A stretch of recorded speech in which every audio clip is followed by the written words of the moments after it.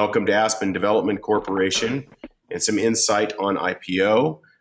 We have Bob Cashman and Brett Reiss on the line. Bob Cashman, can you tell us a little bit about yourself? Bob was Inc. Magazine did a piece on him regarding the Pacific Envelope Company, which was one of the top 15,000 rated companies, top five, according to Inc. Magazine. Bob, I'm going to turn it over to you. Sure. My name is Bob Cashman. I've been in this business, well, let's see, I flunked retirement twice now. I've developed a business base or a career and decided to retire and move on to other things. And then a year later or two or so, I'm back in business again doing something. And I've done that 3 times now, and I'm getting ready to do it again, I think. In any event, I worked for ITT. I'm a law school graduate from UCLA. Although I'm not a practicing attorney and I'm not licensed to practice attorneys. I use attorneys as consultants in special areas. I've been doing, my job out of college was with International Telephone Telegraph Company, and we were buying companies, and basically as a way to get rid of their subsidiaries, we took them public. And while working at ITT, I did more than 50 initial public offerings for them, selling these companies back to their original management that held it before they owned it. And then, of course, ITT took the best portion of that company and they kept it, building their portfolio. I left there and started this envelope company back in California. I was in New York with ITT and built it up to be a successful company, and then ultimately sold it. And then I retired, and then I started up again with doing a public offering for well, actually, during this time, I was Commissioner of Airports for the County of Orange, and as Commissioner of Airports, I had a small airport that we built into a major airline airport here in the county, and I was in charge of that project all the way through from the beginning to the end, including 2 very significant public offerings for bonds for financing it. In any event, along that road, I have done a number of other offerings, and among them, one of our local guys and I started well, he wasn't local, but he was operating out of our airport, started a small airline called Blue Holdings, Inc., which became JetBlue and has grown into be a significant airline in the industry. We sold our interests in it in 2006, and Lufthansa is a principal owner together with Allianz, a large German holding company. But as you know, the airlines have to be owned, cannot be owned, a foreign entity cannot own more than 24% of an American airline. Oh. So they're holding it as investments, not stock holding in most cases. In any event, I've been a number of IPOs recently, Hartville Group, which is a bit of a success story. We brought it out at 25 cents a share. It's a little pet health insurance company that had major medical insurance for dogs and cats. In the market, reached a high of around $4.60, and we just recently completed a sale of the company for cash.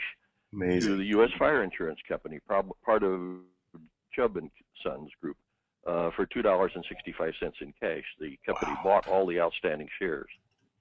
I was just intrigued. Your background is very, very impressive. I love the cats and dogs insurance. Wow.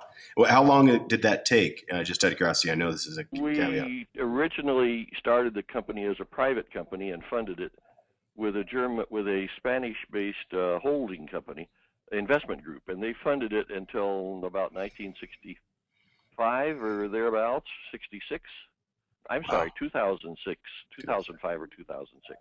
I got you. And then we took it public at that time and developed, and the sale took place about 8 months ago. Wow, impressive returns.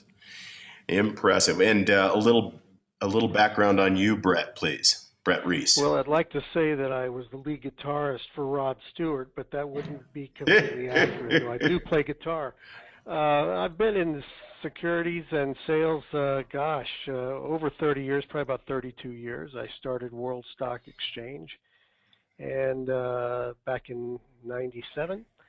And my whole forte has always been relationship building, and I was part of a broker relations department in Florida of a major IR firm.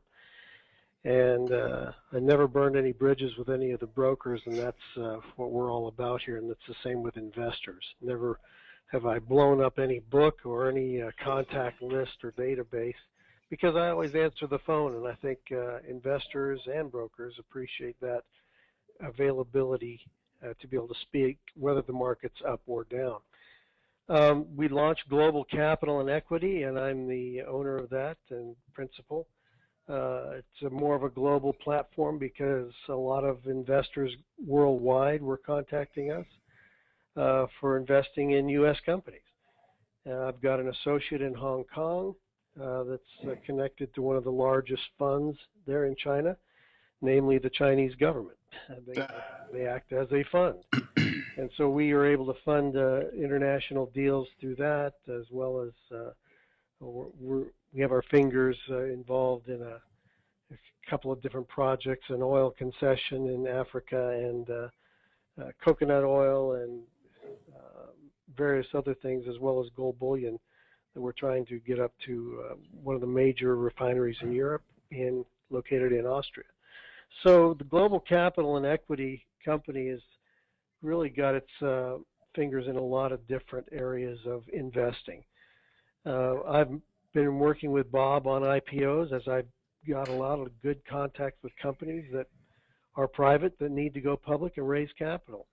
And so we sift through the bad ones and find the good ones, as we think Aspen is, and Bob agrees with me and some of the other principals here. So we're pretty excited about taking this company public, and then I'll be involved more actively in the promotion of it, so that if we can open at 50 cents or $1 down the road, we don't stay there, that we end up getting it to $2, $3, $4 or wherever, God willing, we can take it to opening the eyes of the investment community.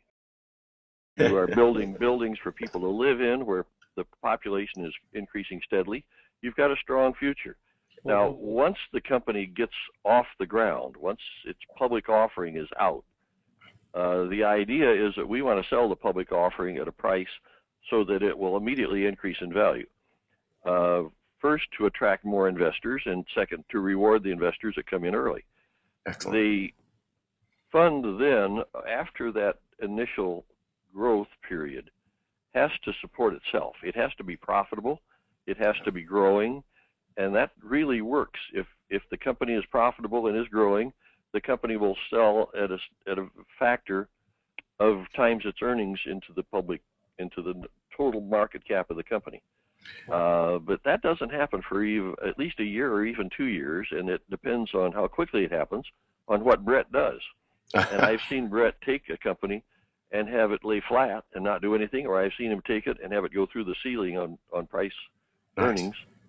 Strictly in the market. But the ultimate success of the company depends on the management, and if they can run a reasonable business and not get greedy and keep focused on what they're doing, not get into fraud, not diversify into weird things. Well, that is good Todd, news. that's the one thing that we like about Aspen Development Corp. is it's kind of a bricks and mortar. You're not reinventing the wheel. Right. This is real estate. It's real estate development and sales. And all we ask at Global Capital is that we have a willing and hardworking partner. Absolutely. Like Bob said, it's only as good as the company and the management itself. We do not pump and dump any stock. I won't be part of any market manipulation. So everything we see on a northward trend is based on a company working with us in conjunction with us to get out good, positive information to the investment community. And then the investors buy the stock. This is a long play. I'm a long position holder. I think Bob is too. When I say long, at least 12 months or more. I don't want to pay any more federal income tax to the government than I have to. So I want to pay capital gains, as I'm sure all your investors do. Absolutely. So I would suggest this is looking down the road. We're looking at something we can come in at a good price and get out at a much better price. Irvine Community Development, which about 15 years ago, they took a bunch of property and took it public, building apartments, and raised about $400 million. And they were successful enough in raising the apartments that about 3 years ago, they went out and bought all the stock back. Wow. That's the only one that I was peripherally involved in that, but not a principal in the transaction in any way. But I was an advisor on the thing. It was kind of a neat transaction. I think our goal here for investors to consider too is if we're doing a private placement at 50 cents or thereabouts or whatever number you have determined, that we can open at 50 cents and quickly bid the thing up to $1. That's the objective here, is to have the stock over $1 price point, because then you get rid of those shorters that come in and just short the stock. And when you're down in the pennies, it's hard to get out.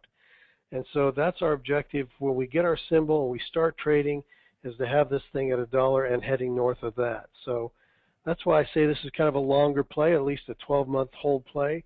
And I would encourage investors to buy and hold and go along for a good ride. So we have on the books here this year, we plan on somewhere the returns in the neighborhood of $2 to $3 million in net profit.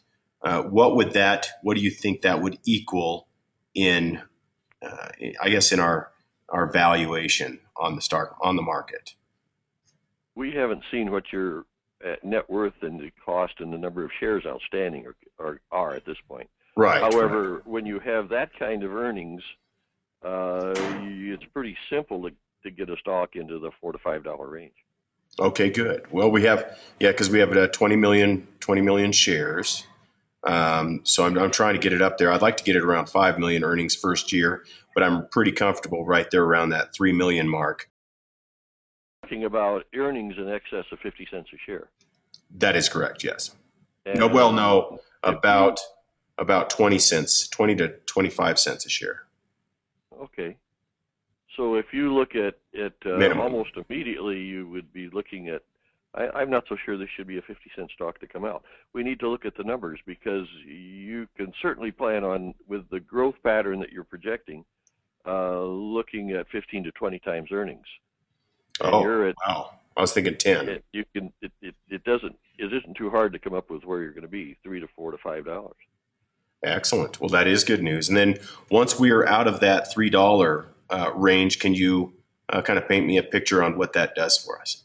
What it does is it brings major investors into it. Right. The investment pools, the hedge funds, and the foundations. All the colleges have huge foundation funds, which they're investing in a portion of it into these stocks. These are considered risky stocks in their vocabulary. Right. And they are because of the size, but they also is where all the profit is. Yeah. If you buy a General Motors is not a good example. If you buy a Boeing stock, or even my JetBlue stock right now at around $7, a year from now it's going to still be around $7. It does some growth, but not a lot of growth. None of the major. Well, you've seen the market. You know that's all pretty flat. Yeah. And we like it flat compared to what they've done over some of the past years. Then the free fall? Right now, we're going to not argue too much about the state of the economy. Yeah, flat's a good thing. Yeah. And then, but if you look at the profits in the stock market, they're all in the small, new stocks. That's right. They're not in the established portfolio. So if you're a portfolio manager and you have a large block of new stocks, you want to have the largest percentage that the board will allow you to invest in small, growing, new companies.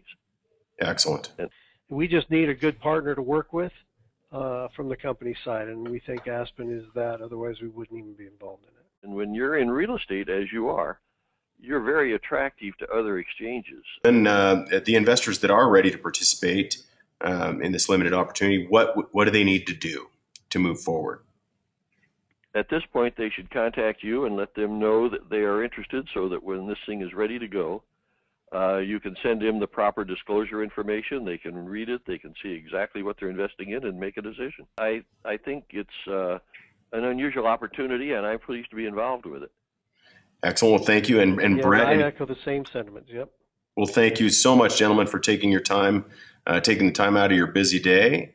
And hopefully we'll speak to you soon. Thanks again. Thank you to everybody on the call, and have a nice afternoon.